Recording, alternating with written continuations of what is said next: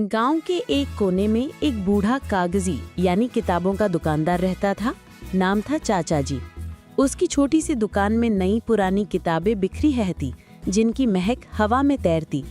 ज्यादातर बच्चे मोबाइल में मस्त रहते, इसलिए उसकी दुकान अब वीरान सी लगती। एक दिन बारिश के बाद भीगे पैरों के निशान छोड़ती एक छोटी लड़की दुकान में दाखिल हुई। नाम था रूही, उम्र 8 साल। आंखों में सवालों की चमक और हाथ में एक टूटी हुई गुलाबी छतरी। क्या यहाँ पर परी की कहानियाँ मिलती हैं? रूही ने मासूमियत से पूछा। चाचा जी मुस्कुराए, जैसे किसी भूली हुई मिठास को याद कर रहे हों। उन्होंने एक पुरानी किनारों से मुड़ी हुई किताब उठाई। नीली परी का रहस्य। रूही की आंखें चमक उठी। ये किताब उधार ले जा सकती हूँ? उसने पूछा। बस एक शर्त पर, चाचा जी बोले। हर पन्ना पढ़ने के बाद अपने ख्वाबों की एक बात इसमें जोड़नी होगी। रूही ने सिर हिलाया और किताब लेकर चली गई। हर शाम वो वापस आती, एक पन्ना लौटाती और एक नया जोड़ती। कभी बादलों पर चलने की कहानी, कभी पानी से बातें करने का सपना।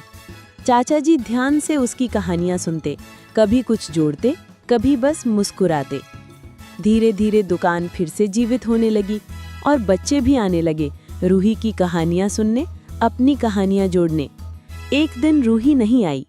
पहले दिन चाचा जी ने सोचा बारिश होगी, दूसरे दिन इंतजार किया, तीसरे दिन चिंता हुई, चौथे दिन गांव से खबर आई रूही को तेज बुखार था, अस्पताल में भर्ती। चाचा जी ने वो किताब उठाई जिसमें रूही के ख्वाब बसते थे। उन्होंने हर पन्ना पढ़ा, हर सपना दोबारा जिया। फिर उन्होंने पूरी किताब नए कवर में बांधी और अस्पताल पहुंचे। रूही बिस्तर पर चुप थी।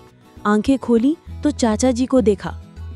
मैं तुम्हारी परी की किताब लाया हूँ, उन्होंने कहा, पर इस बार आखिरी पन्ना खाली है, तुम्हारे ठीक होने की कहानी के लिए। रूही ने धीमे से मुस्कुराते हुए किताब थामी। आंखों में फिर से वही चमक लौट आई।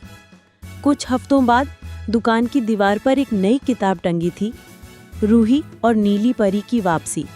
उस पर लिखा था, लेखिका रूही।